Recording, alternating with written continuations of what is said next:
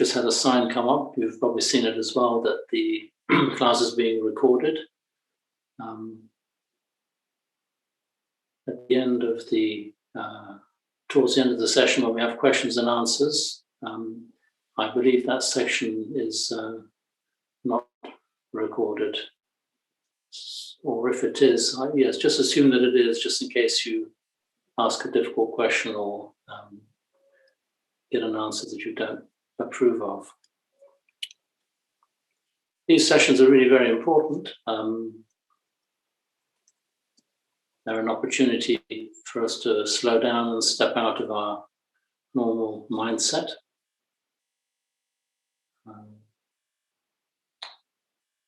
It's formally classed as a Theravada Buddhist class.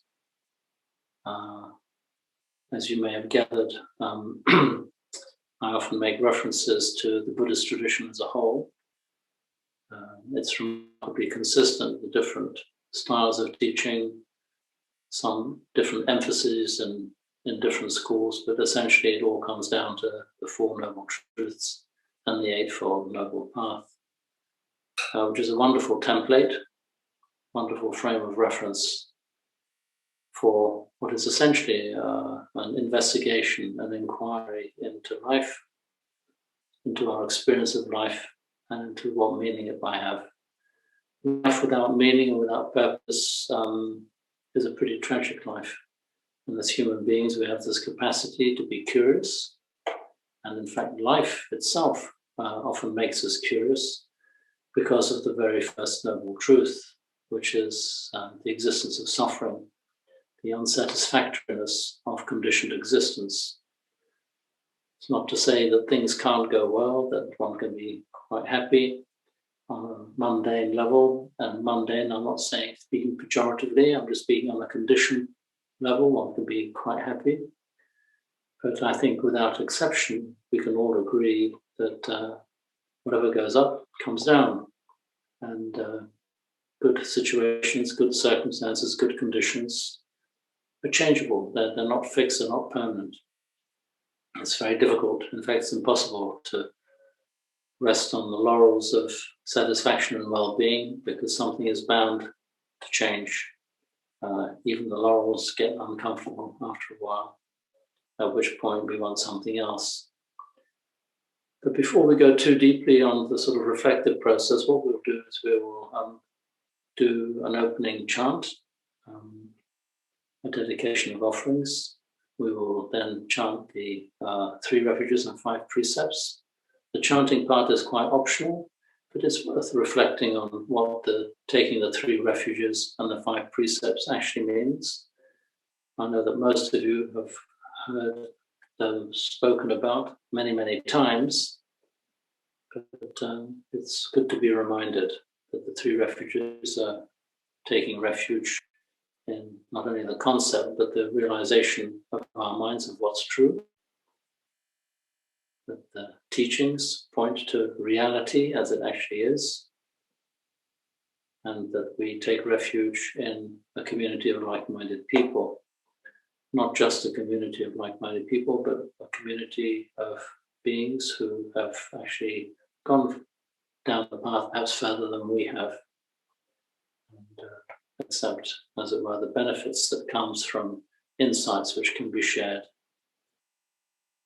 As we know, communication between 2 people can be immensely enriching, especially if it's one where there's some sort of transmission, some deeper communication taking place, which is uplifting and enriching. The 5 precepts that we take, as we know, are a foundation for moral or virtuous living. They help simplify life, uncomplicate it. It doesn't mean that it's not challenging to live a virtuous and moral life, but whatever challenges that places one in, it puts us, as it were, in the right place to deal with whatever the difficulties we might be facing or decisions that we have to face. What we're not doing is complicating the consequences of our actions unnecessarily, by being truthful, by being respectful, by being kind,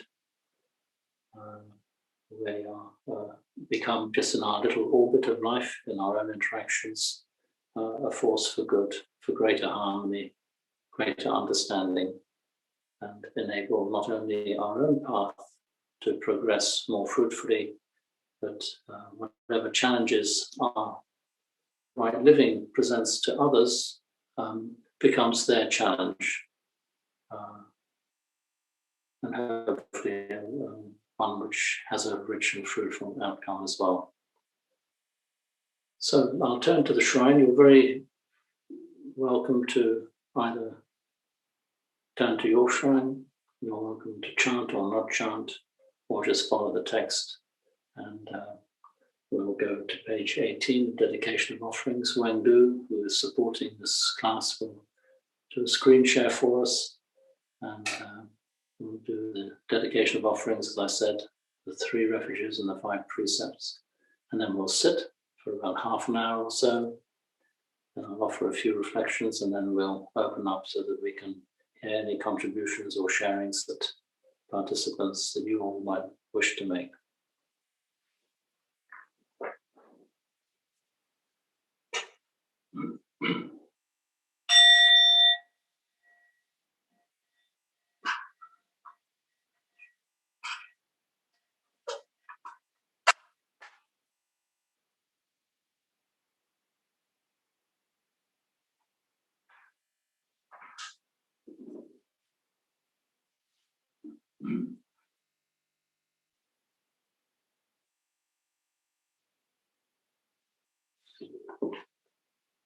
Well, we're doing chant in Pali.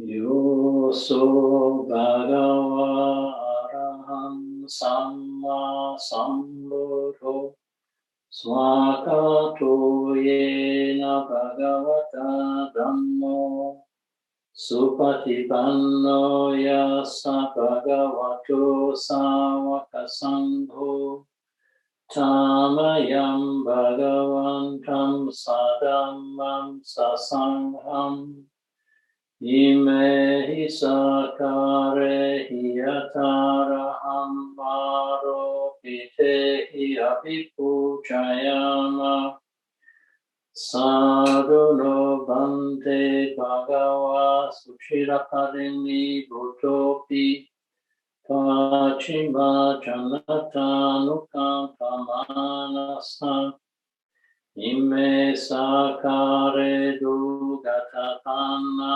karabhute patiganhatu amhakam digaratam hitaya sukhaya araham samma sambuddho bhagava buddham bhagavantam abhivademi.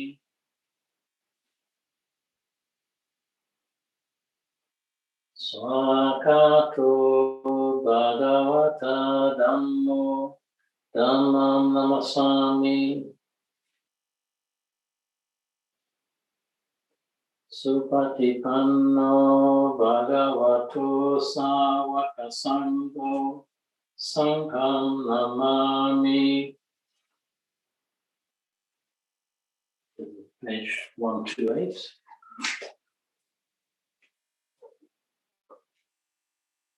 Take the 3 refuges. Namo tassa bhagavato arahato samma sambuddhassa. Namo tassa bhagavato arahato samma sambuddhassa. Namo tassa bhagavato arahato samma sambuddhassa. Buddham saranam gacchami, Dhammam saranam gacchami, Sangham saranam gacchami. To the Buddha I go for refuge, to the Dhamma I go for refuge, to the Sangha I go for refuge.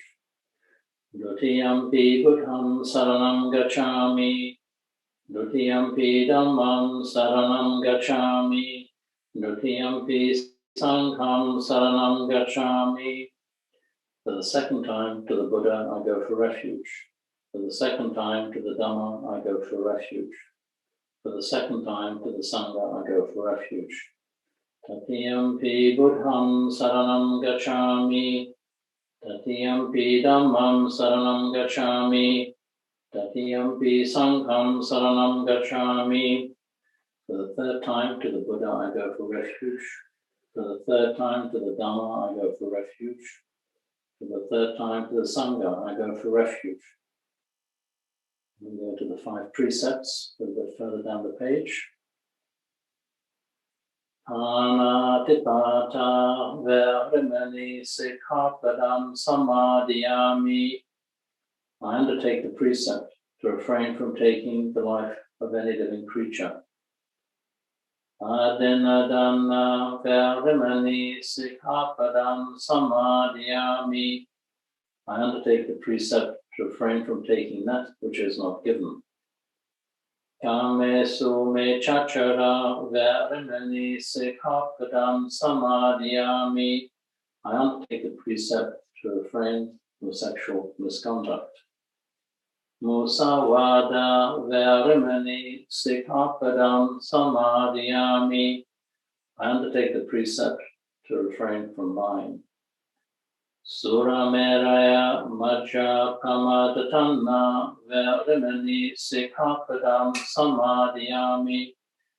I undertake the precept to refrain from consuming intoxicating drink and drugs which lead to carelessness.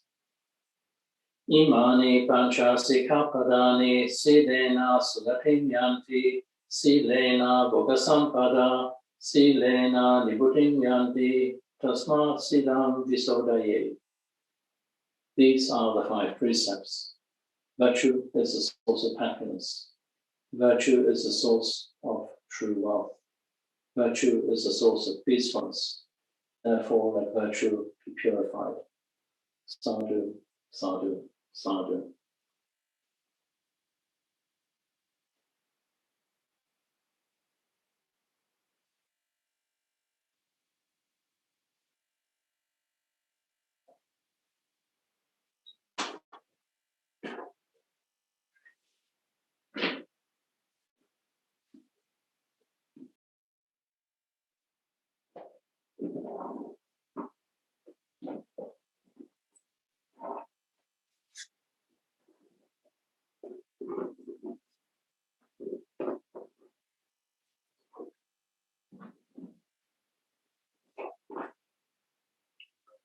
So we'll sit for about 30 minutes.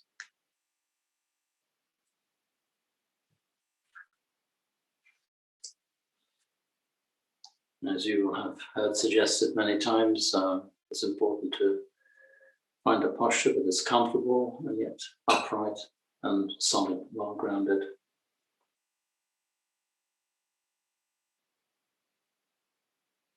So just adjust your posture as you need to.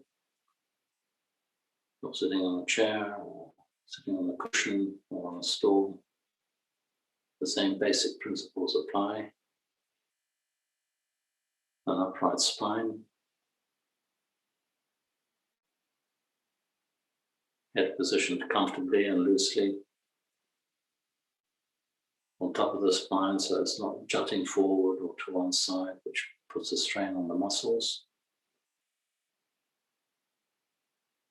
And it's always helpful to take 2 or 3 slightly deeper, longer in-breaths with a nice long out-breath, small pause at the end, just to help the mind-body system slow down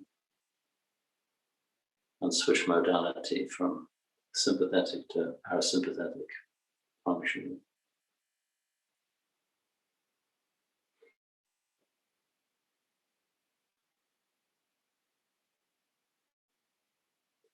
Purpose behind quietening the body,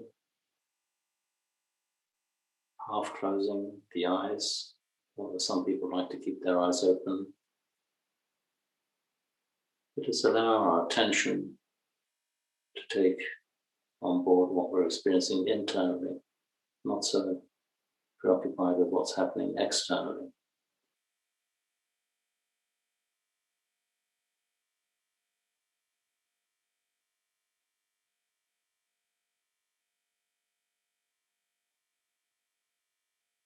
And sitting quietly, what we're doing is creating a bit of space, a bit of silence around the words, around our thoughts.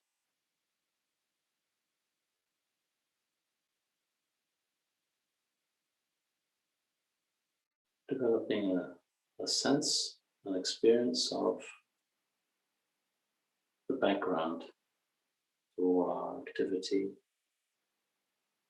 mental activity, emotional activity.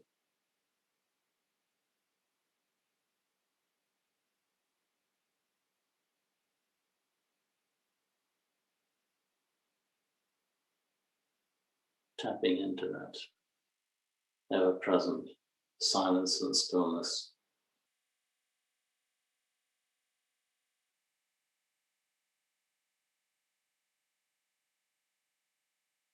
that exists prior to thought.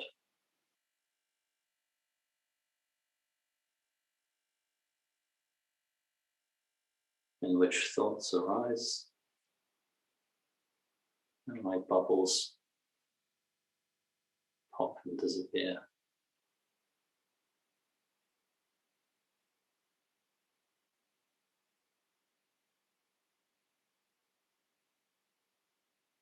So by doing very little, we're not adding to the flow of mental or emotional phenomena.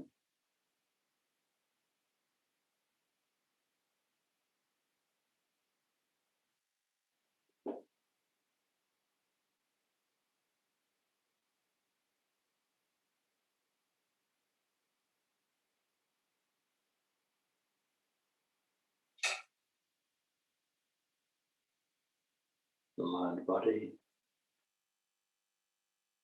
might respond initially very positively to the quietening down.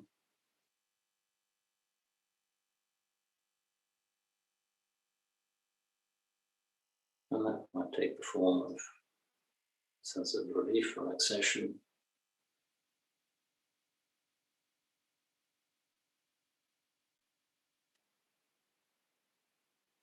a slight release of tension,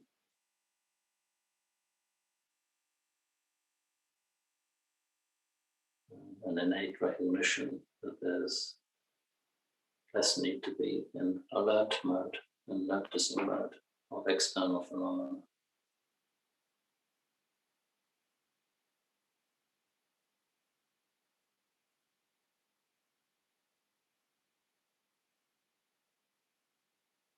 With regular practice, this can become an acquired taste, enjoyable, pleasing,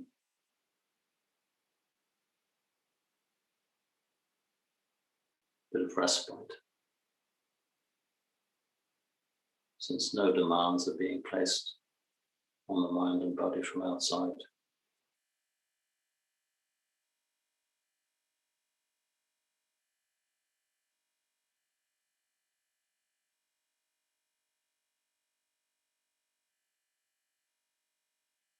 This is a purely voluntary way of being.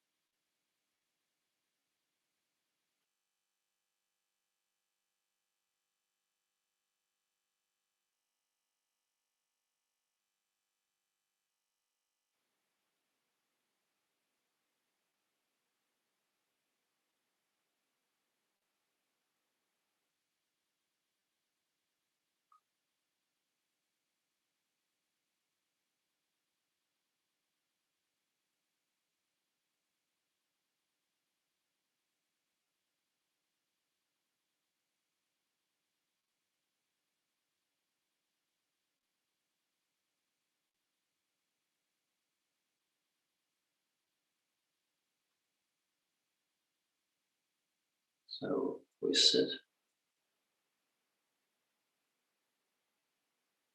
with a quiet and attentive disposition.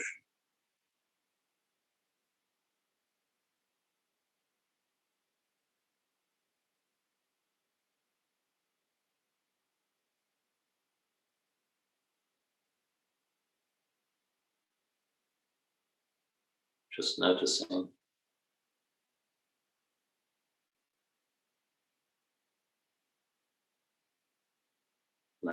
the flow of air with the in breath and the out breath.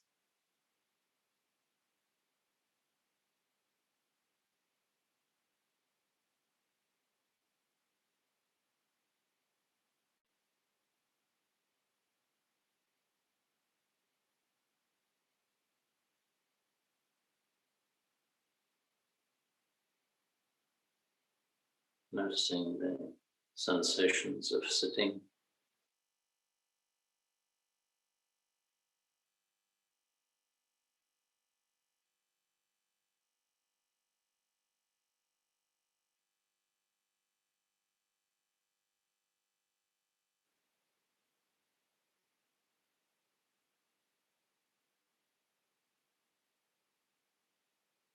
noticing the pause between each in breath and out breath, and then between the out breath and the in breath.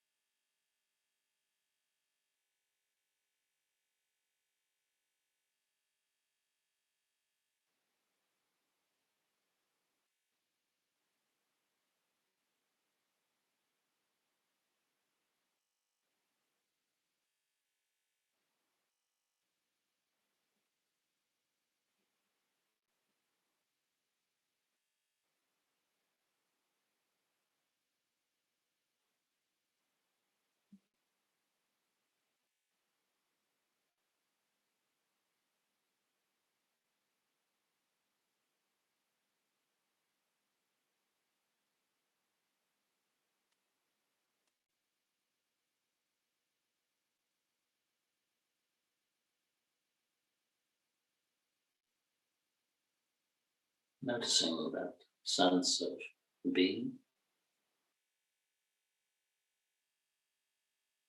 present.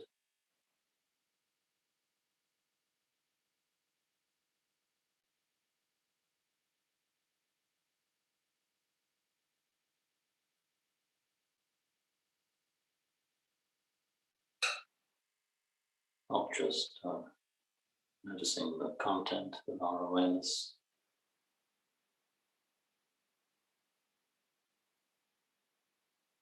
but noticing that still empty space of awareness itself before anything arises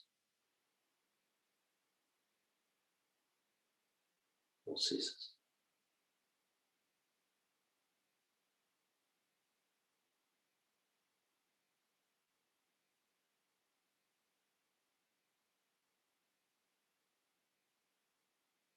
So we can notice the absence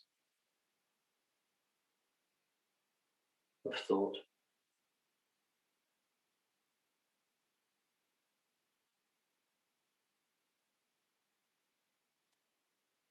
that sense of suspended attention before the arising of a thought.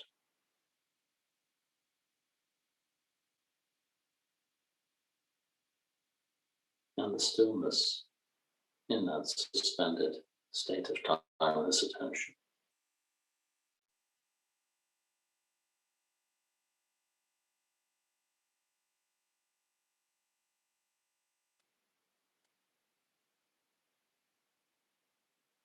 And in the state of suspended attention, thoughts come and go.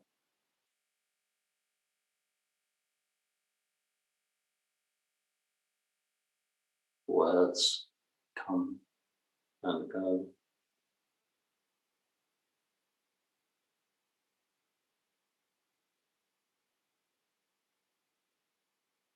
Sensations arise and cease.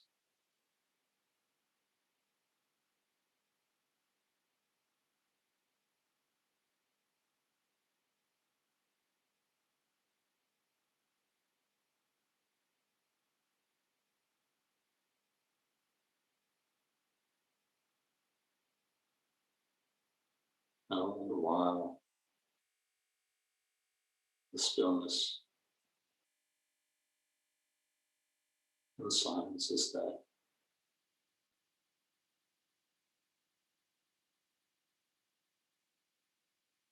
Always present.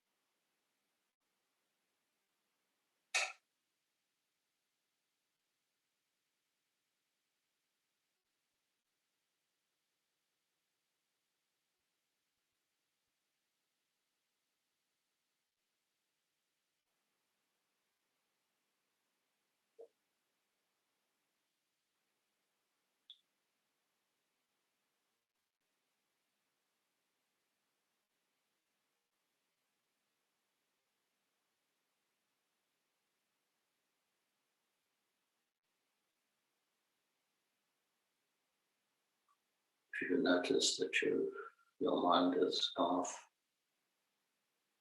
far away somewhere, just notice that's happened.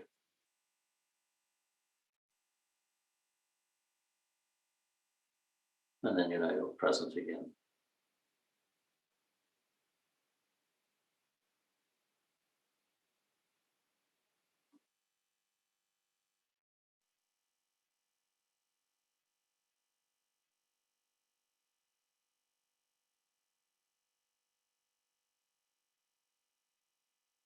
Just being attentive to that point where the thought arises, and by not being fed any more attention, dies and passes away without creating a narrative.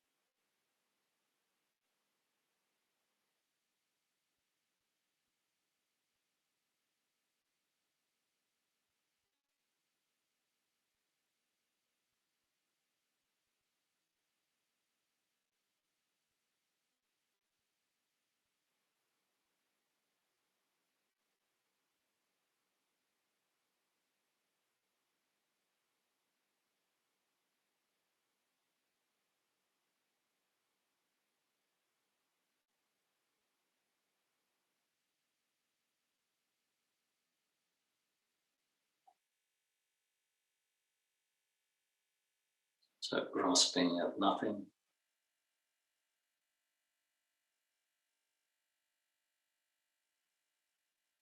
resisting nothing,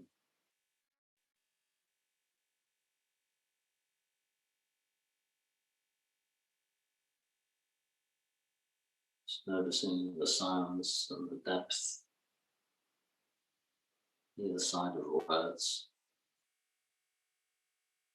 sensations and feelings as they come and go.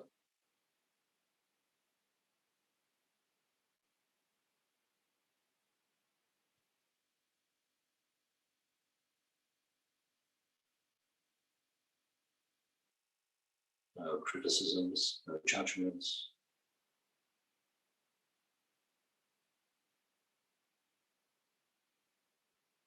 just holding to nothing, whatever.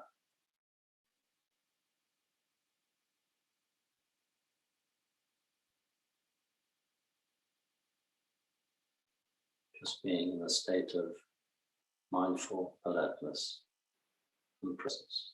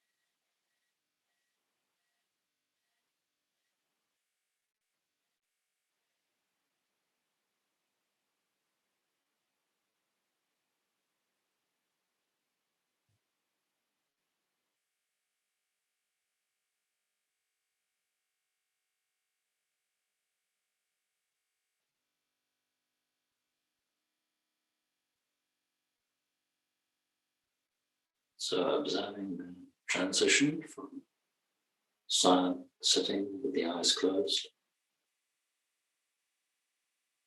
to silent sitting with eyes open. Noticing the heightened vibrancy of colors,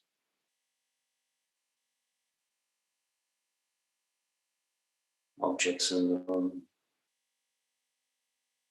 all seen from a slightly different prism, different perspective. In some ways amplified.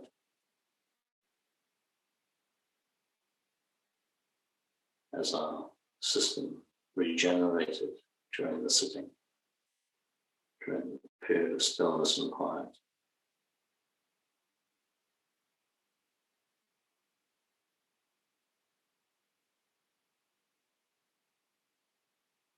This practice of sitting still, just being quiet, and observing and witnessing, develops a wonderful capacity in this. It's a transformative practice.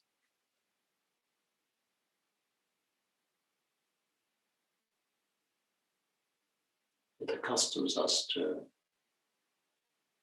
just being still, being quiet. It weans us off the addiction of compulsive activity, of looking for sense stimulation, whether it be on the mental level or emotional level or physical, sensory level.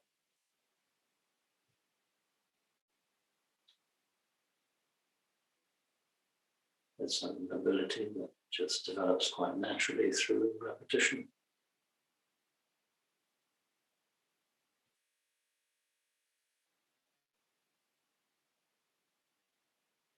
It's a practice that disabuses us of idealism. Whatever ideas we might have in the early years of our practice, whatever imagined characteristics we might hope for in terms of being the perfect meditator with a wonderful ability to go into a state of samadhi at will.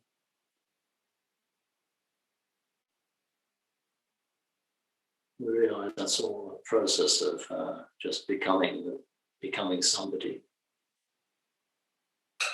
becoming an idea of who we should be or how we should be.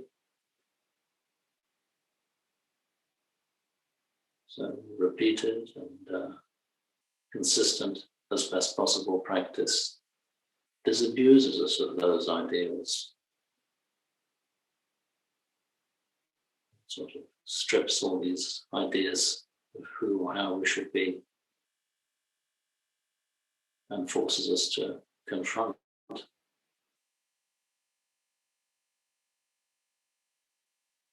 just the isness of things, the way we are.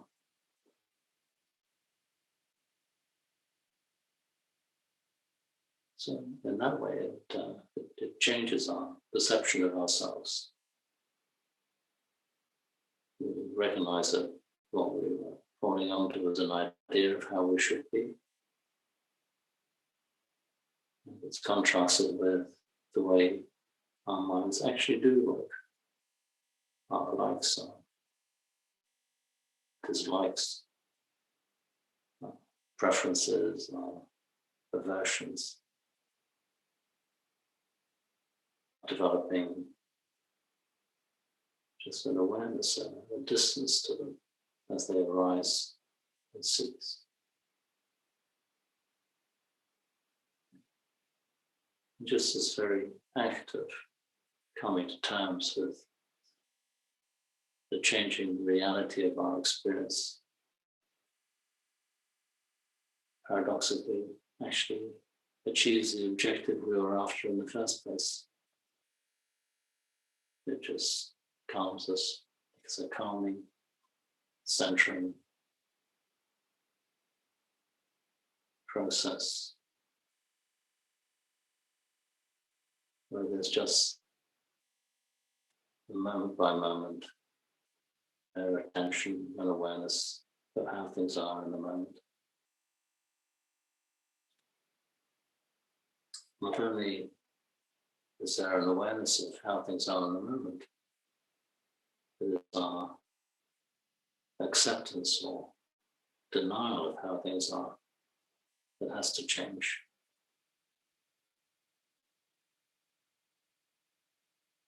We become essentially more accepting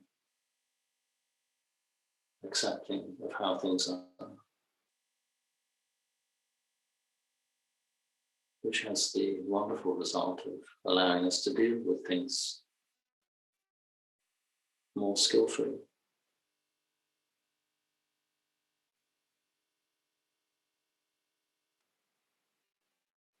Our ability to manage the ups and downs of life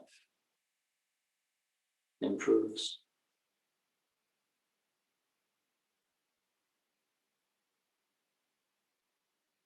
We develop an experiential understanding of the changing nature of phenomena, not only external phenomena, but of the very phenomena that our personalities that we are made up of, on the level of form, the quality of the sensations that arise and cease in the form, pleasant, unpleasant, neutral, our perceptions. In other words, the way we become more aware of how conditioned our mind is, we start recognizing how we see things through a prism of like or dislike.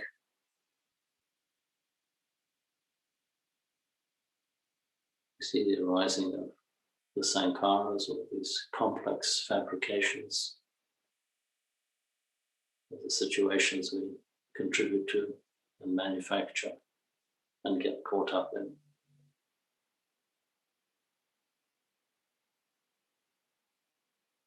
So we become aware of the cause and effect principle that governs all conditions, including what we experience and call ourselves.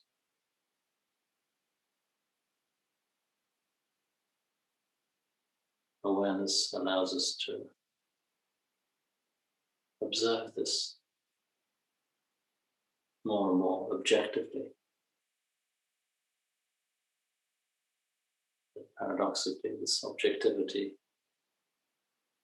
is accompanied by an increased subjectivity.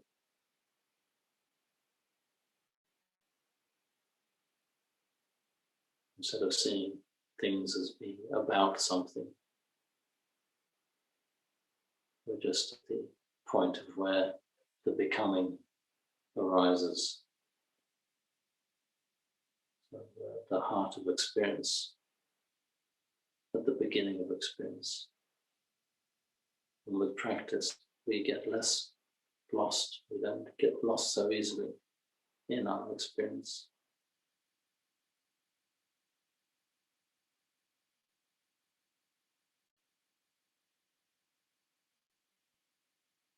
So we come to terms, or have an opportunity to come to terms with our humanity.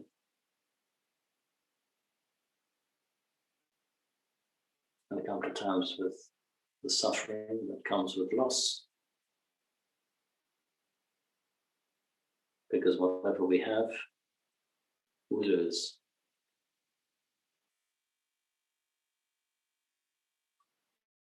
All the states of mind that we cultivate and try and maintain eventually fall apart. The body that we inevitably grow attached to, whether we like it or not, it becomes a familiar presence in our awareness. as we grow older, we notice that too fades, that too passes. That can give rise to a sense of sorrow, nostalgia. But if there's a practice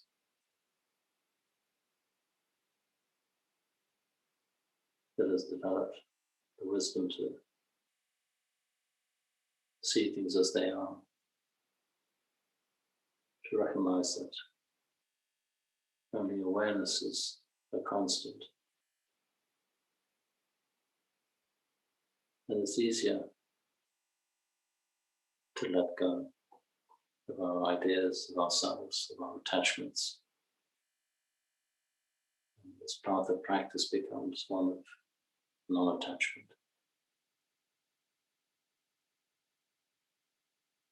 But that non-attachment has to, as it were, develop from our recognition of how attached we are.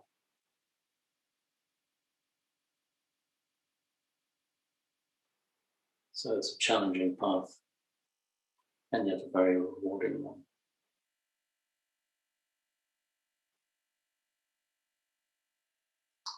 So those few reflections come to mind out of the sitting. I'm very open to any questions or any other perspectives that might want to be shared by you all. I think a nice way of doing it might be to raise your hand using the feature on Zoom. That's probably the best because then it's easier to identify who's actually asking the question. But do feel free to share your own thoughts, your own perspectives. And if any question comes up, I'll do my best to answer it. But we have about 20 minutes to the end of the class. Maybe you'd like to suggest something, a different perspective. It's always worth considering.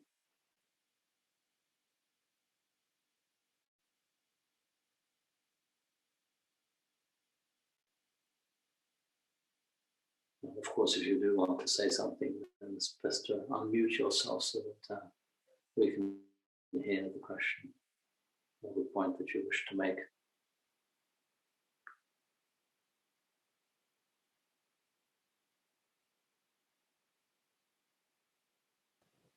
Hi. Hello, hi. Hi. Is that right? It is, yeah. I was wondering, you mentioned briefly about attachment and loss. I was wondering if you could elaborate a little on that, please. Sure. Yeah. It's something that we recognize that we all do. We are looking for familiarity, for safety, for security. We're all looking for a sense of essentially well-being, whether it be in terms of health, relationships, comfort, in terms of physical things. And we like things to be stable and just like we like them to be. And when things do stabilize, we get familiar, we get used to them, and we develop a sense of connection with them. But as the sort of teachings point to, and our own experiences reveals, there's a constant flux and change in situations. And whatever we get attached to, even the really good, inspiring stuff, changes. Our relationship to it changes. Our mind states change, our feeling states change, the conditions that we get attached to change. And there's a moment of suffering, of disappointment, when those things that we get attached to change. You know, we might develop a nice relationship with someone, which feels very fulfilling, very rewarding. And then either we change or the person changes or the conditions in the relationship changes. And there can be a lot of heartache. the pop songs that we hear are a testament, often touching on love, loss, big dramas in life, opera, theatre, full of stories of attachment and loss and longing for things that give fulfillment. And this characteristic of existence, impermanence, uncertainty, undermines everything that we hold on to. And so what our practice allows us to do is to develop a capacity to not just cope and manage with the loss, but to accept that this is the nature of reality, this is the nature of life. And coming to terms with that is a lifetime's work. And our spiritual practice essentially is a very practical one. It's to do with the acceptance of this is what happens, and dealing with the sense of loss and sorrow that arises when we lose something that we're attached to. And yet there's a great gift in it. It allows us to operate much more smoothly, as it were. It allows us to navigate through life with a more accepting frame of mind. And therefore it makes us more adaptable. We become more flexible, less stuck in our likes and our dislikes. And that's essentially a sort of maturity, a sign of growth. Growth in the best sense of the word, development. Bhavana is the Buddhist term for it. The sort of mental and emotional development, where insight isn't just an idea about how things should be or how they are. It's about the actual realization, the actual waking up to the actual experience of how things are. So it has a very specific purpose, practice, and this whole path of development and transformation. It actually allows us to be happy just in being and not in the contents of our awareness of people, of objects, of things, of success and failure. So there's a very nice little book written many years ago by a teacher called Theravada called The Way of Non-Attachment, which basically presents all the Buddhist teachings under that title, The Way of Non-Attachment. But that non-attachment could also be reframed as being the path of acceptance. Acceptance doesn't mean agreement with what's happening in terms of whether it's right or wrong, just acceptance of this is how it is. So that practice of acceptance actually results in the practice of non-attachment, because we're then attuned and aligned and harmonized with the nature of phenomena as we can verify for ourselves. So the beauty of this whole model is that essentially it's revealing the way things are. It's not teaching us a dogma or a belief system. It's what is your experience? What is your experience? What is my experience of life? Well, things come and go. Sometimes they're good, sometimes they're bad. My feelings come and go. Sometimes they're nice, sometimes they're not nice.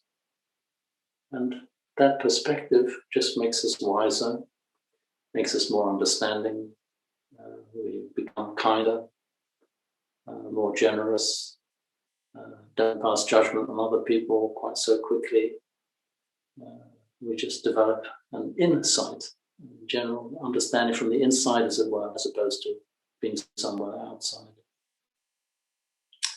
So I hope that goes some way to answering your question. Yeah, thank you.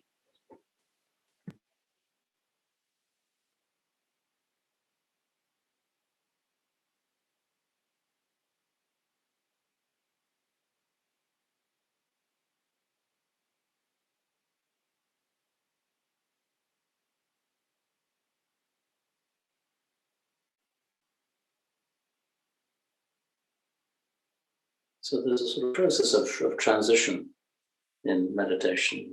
There is a definite developmental path. Probably the hardest part is the early stages of practice. When we're inspired by ideas about how meditation should be, we listen to teachers and we try and put their instructions into practice. And it can be a bit of a roller coaster. Sometimes we can be really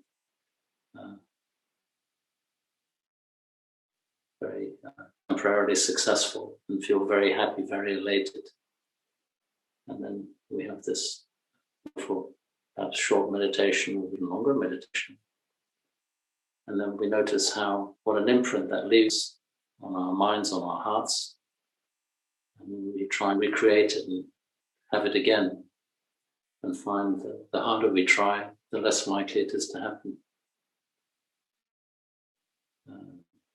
And eventually, one sort of gives up trying to achieve that previous state, and one just is left with the breathing and the sitting, the discomfort that comes and goes, the bit of respite in terms of rest that comes and goes.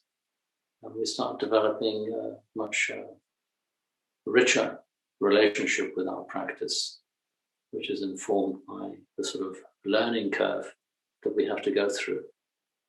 But if one's been around long enough, one sees that people who have been meditating for a long time do seem to have a different quality about them. That's certainly been my experience with all the people I've gravitated towards that have been as meditators. There's something about their presence, and it's sort of like a magic presence. And it comes down to this very simple formula. It's just acceptance that this is how it is in the moment. And if we're comfortable with this principle of impermanence, it does something to the way that we're present, because our acceptance of the way things are is reflected on so many subtle levels of communication, body language, the ability to be silent when it's necessary, the ability to listen and notice. And what I have found as well with experienced meditators is that they're often very benign. There's a sort of nice presence to them, which is basically a sort of a generosity of presence, less judgmental presence. So all the things we long for in terms of psychological well-being can be discovered and realized on the spiritual path, which includes the psychological as well. It goes beyond the psychological and yet includes it. I see some questions may have appeared in chat. We'll just see what's happening. So there's a question which has come up. Does interest in the outside world, such as science, politics, and literature, act as a negative influence or distraction to the focus of meditation, which seems to emphasize looking inwards and discouraging proliferative thought and knowing on an intellectual level? Is it best for a layperson to live as close to a monastic lifestyle as possible in terms of ignoring media and written information in general, or is this unfeasible? Well, what a great couple of questions there. I think it comes down to developing our own assessment of what's good and what's not good, and how much is good and how little might be good. I think it's very good to go on retreats or days of practice and suspend the amount of data that we're getting. But we have to be guided by some guiding injunctions, perhaps, but essentially, ultimately, by our own assessment. What effect does exposing ourselves to a relentless barrage of media have on our mind state? How calm do we feel listening to the news, which is relentlessly bombarding us with stories which are designed to attract our attention and stimulate a reaction or response?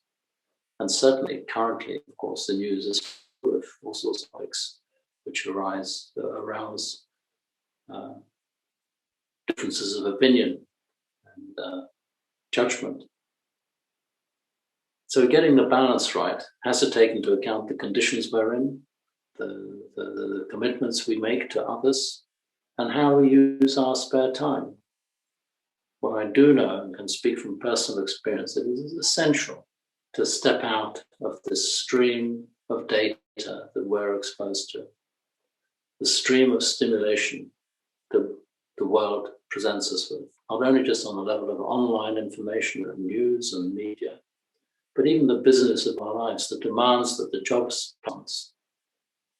It basically consumes us, consumes all our attention. We don't have much time to ourselves. And living slowly, slowing down our pace of life, means excluding some of this data. We can't have our cake and eat it. We justify and rationalize, well, I need to know this, I need to know that. Yes, perhaps. But the more we fill ourselves up with information, which is not really, strictly speaking, all the time, really pertinent to our immediate needs, we basically fill our consciousness with stuff that comes and eventually goes. If it's part of one's job, then one can rationalize it a bit more strongly, perhaps, and say, yes, I need to know all this information in order for me to fulfill my duties and responsibilities, in order to get paid, in order to support my family or support myself in a society that requires money to survive. But in doing work for the right reason and doing even ethical work, if it is all-consuming and overwhelming, at some point, there'll be a price to be paid for it, because no cause exists without an effect. Cause and effect make up the conditioned world. And we have to become our own judge of how much space and time we give ourselves. Traditionally, in our Western society, Sunday would be a day of rest, because there's a recognition that just like night follows day and we need to rest during the night in order to function during the day, we need one day a week where we can, as it were, extract ourselves from the normal commitments of everyday life. Now, I'm getting on a bit, but when I was young, Sunday used to be a really, really dead, boring day. Nothing was open, nothing was happening, and it was really a bit of a struggle, certainly for a young child or a young boy who might wanted all sorts of exciting things to happen. But there was a logic and a rationale behind it. It's a day of rest. It doesn't mean just sleeping. It means recharging, going for a walk, exposing oneself to a different environment. Well, I would suggest that we need that on a daily basis. A day bit of practice of half an hour, 45 minutes, an hour if one is committed enough, 2 hours if one really is committed, will enrich one's life. But to find that hour or half an hour means you've got to give up half an hour or an hour of some other activity. So we have to become the best judge, the best regulators of our lives, of our commitment. And that's something that just we have to work out through trial and error. And if one's been doing it a long time, one starts knowing what works, what doesn't work. So it's very much an individual choice, of course, but it's one that should be informed by personal experience. What are the benefits? What are the outcomes of me doing this or doing that? Staying up that extra hour to watch the late night film and then feeling like rubbish the following morning. Where's the benefit? The memory of the nice film has been gone, and one's just left feeling tired and not able to function optimally the following day. So that really applies to everything. And we have such rich lay lives in terms of the amount of things that we can expose to, that we consume on the not only physical level, but emotional level and mental level. We can overeat, overconsume to our own detriment. Because we're trying to, as it were, wake up to a reality behind all this phenomena, the underlying reality, the substrata of reality.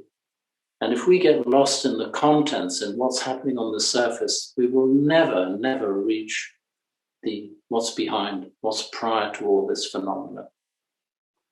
And at that point, we're depriving ourselves of the meaning of life.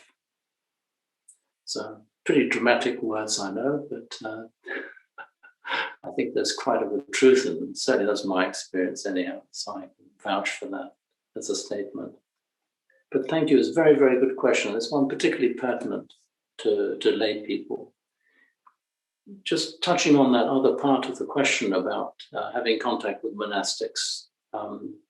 Yes, it is worth having contact with monastics because their life is committed to this inquiry, to this investigation. Their lifestyle exposes them to a heavy dose of reality, a heavy dose of impermanence, uncertainty, routines, having to confront their dislikes, having to deny themselves the things that we take for granted.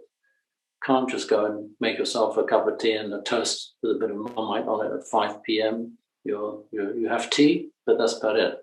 Or something an allowable of some kind. But the whole lifestyle is structured to actually wake up, not go into the comfort zone, keep being kept on edge, as it were, away from all the things we're normally attracted to. That has an effect. Meeting with people who practice like that rubs off. It has an effect on one's own assumptions, on one's own habits. And it's sort of in that rubbing off, it starts permeating one's own psyche, one's own consciousness. We just become more aware of the things that we're attracted to, attached to, and take for granted. And we take it less for granted. We just see the cause and effect of situations. So it actually keeps us on edge. It keeps us inquiring and investigating. And the truth is only discovered by investigation, by being curious about what is the meaning, what is the purpose, why am I suffering, who am I? And actually having practices that encourage a sense of generosity, well-being, and acceptance in the moment. So yes, we can't live as monastics in lay life unless conditions are exceptionally supportive of that. Most of us have commitments, relationships, and a job. And we have to factor that in and somehow, despite all these commitments we may have to others, find time for our own personal inquiry, not only in terms of silence, but those time that we do have to ourselves then informs the way we relate to the conditions that we find ourselves in terms of responsibility. Because we can't ignore our responsibilities. Our responsibilities to others is our practice. So developing patience, kindness, generosity, understanding, forgiveness has to happen in the context of our lives as they are, not in some cloud cuckoo land. Otherwise, we end up demonizing the families we're with, the relationships we're in, seeing them as in some way being I don't know, the enemy, being other. So we go through this challenging process of having to come to terms with whatever conditions we've co-created and taking the decisions within those conditions that are as supportive to practice as possible. So, folks, that's quite a long answer, and I'm aware that we sort of time is moving. We still have time. We've got another 10 minutes or so. I'd like to have a little bit of time for a short chant, but if anybody else would like to ask a question, please do. So there's another question. I just got to thank you for that answer. Good. Well, I hope it's helpful. I've learned over the years that the best way to find things out is to ask questions. If you don't ask a question, you don't get an answer.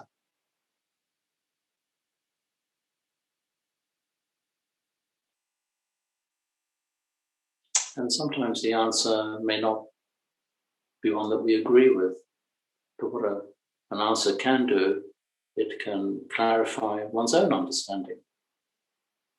Because essentially, though it's just me speaking at the moment most of the time, it's a dialogue between two minds, the mind that's speaking and the mind that's listening. And so it's a participatory dialogue, even though it's a little bit one-sided in terms of who's doing all the talking. But it's this process of shared reflection, just digesting the words, thinking, do I agree with this? Don't I agree with it? Why not? It's part of this beautiful investigative approach that is at the heart of an inquiry into life, which is labeled Buddhist. But actually, to me, it just comes over as common sense, just the way things are, a process of inquiry and the results it can give rise to.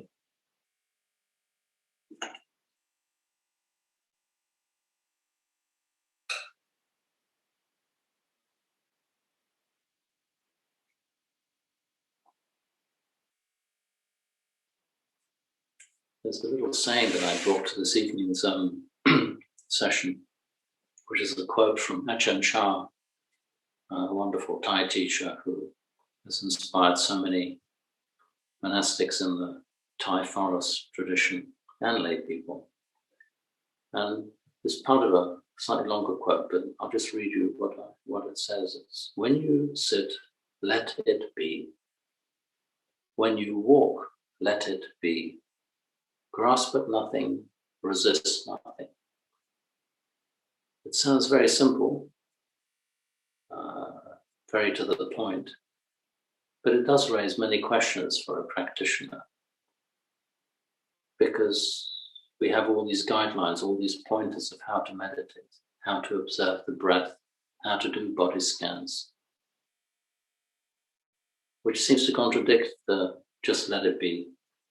When you walk, let it be. When you sit, let it be. Grasp at nothing, resist nothing. But this principle of grasping at nothing, resisting nothing, is about awareness. It's not necessarily about doing. It can include doing, but it's also about just the fact that in awareness, there's no need for effort because we're already aware. So even when we're developing a practice of mindful breathing, for instance,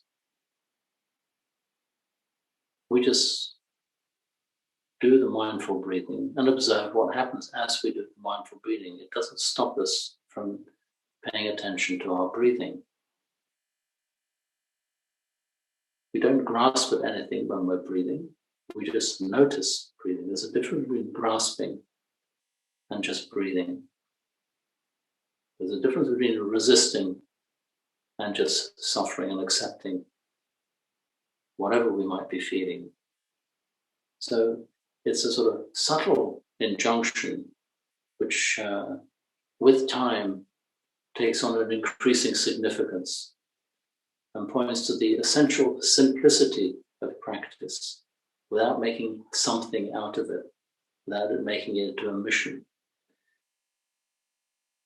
It appears in other traditions as well. In the Zen tradition, there's a practice of just sitting, which literally means just sitting, having no agenda except just being present to whatever is arising in the moment.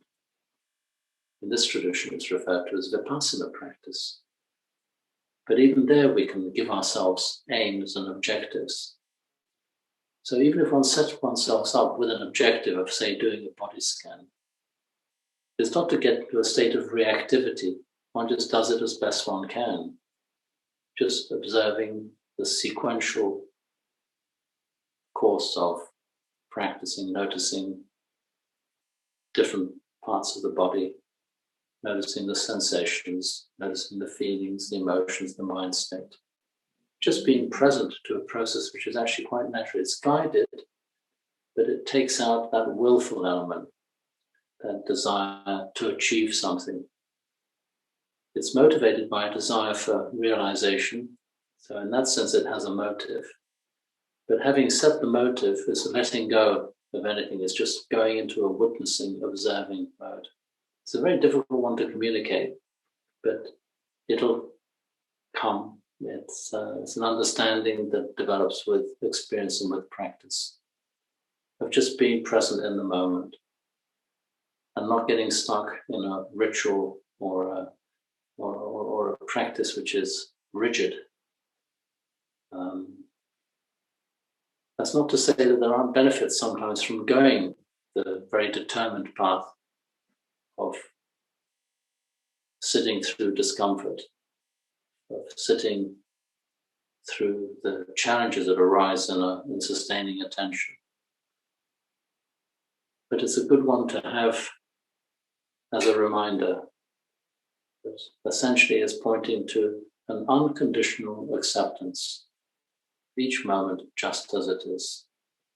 And that's fundamentally an emotional disposition towards experience and phenomena. So I think we might leave it on that. Maybe just, if there's anybody else who'd like to say something, we have a few minutes left.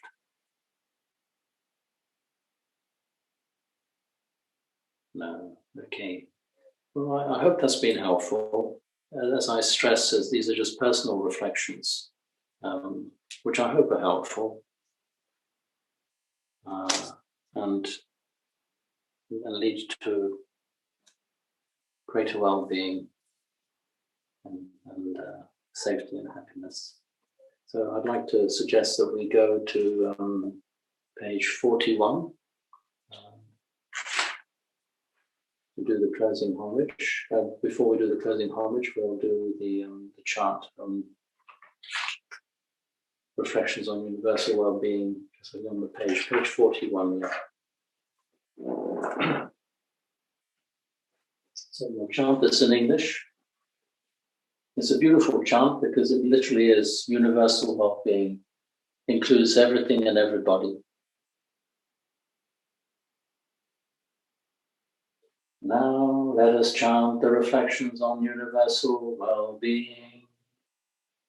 May I abide in well-being, in freedom from affliction, in freedom from hostility, in freedom from ill will, in freedom from anxiety, and may I maintain well-being in myself. May everyone abide in well-being, in freedom from hostility, in freedom from ill will, in freedom from anxiety, and may they maintain well-being in themselves. May all beings be released from all suffering, and may they not be parted from the good fortune they have attained. When they act upon intention, all beings are the owners of their action and inherit its results. Their future is born from such action, companion to such action, and its results will be their home. All actions with intention, be they skillful or harmful, of such acts they will be the heirs.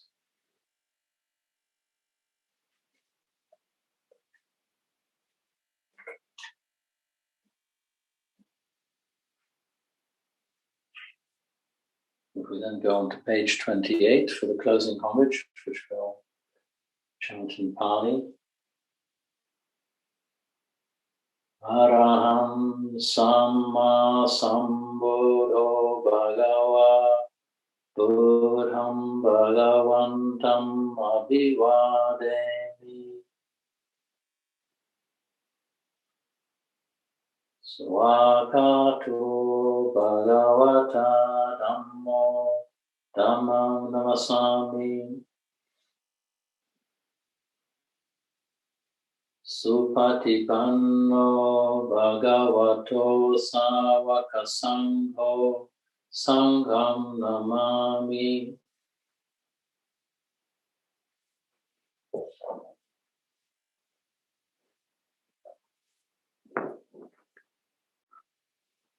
Well, that's a pretty punctual ending. I'm very impressed.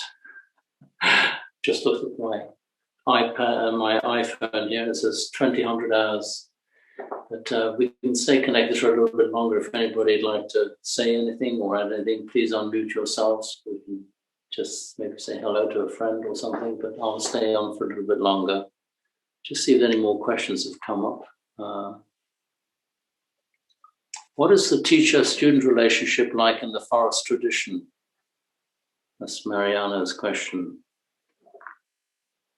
Well, it definitely exists. Yes, hi, Mariana, hi. It definitely exists. There is a teacher-student relationship. It's not quite so formally structured as it is in some later traditions. Certainly not as formally structured as it is in the Tibetan tradition, where there are 4 refuges, the 4th one being your guru. But there's no doubt about it. One can sometimes find a real strong correspondence with an individual teacher, which definitely feels right. It's where there's, as it were, the conditions are conducive to generating a sense of connection and inspiration, and very supportive to one's practice. But it's not as evolved or structured ritualistically as it is in other traditions, but it definitely exists. We just sometimes come across someone whom we feel an attunement to, just as we do in a personal relationship, because it is basically an aspect of a personality, of 2 personalities gelling and sort of corresponding with one another. But of course, one has to be just as careful as with a formal guru-teacher-student relationship, because of course we are all human, and this relationship can often get abused. But essentially, we learn from anybody and anything. Every situation is teaching us. I remember that was one of the first teachings that really struck me, that even an ignorant person can be one's teacher. That's how not to be. But but generally speaking, the Thai forest tradition touches it lightly. And if people want to make something more of it, then it's something which just develops organically. But thank you. As a monk goes through their training, as a monk goes through his or her, or she, if she's a nun, goes through her training, in the initial stages, they do have a mentor, a sort of guide, someone they can refer to and bring problems to. But it's not sort of raised to the same sort of level of guru worship as it can be in certainly the Hindu tradition, or as I say, other traditions. So thank you. Thank you for the question.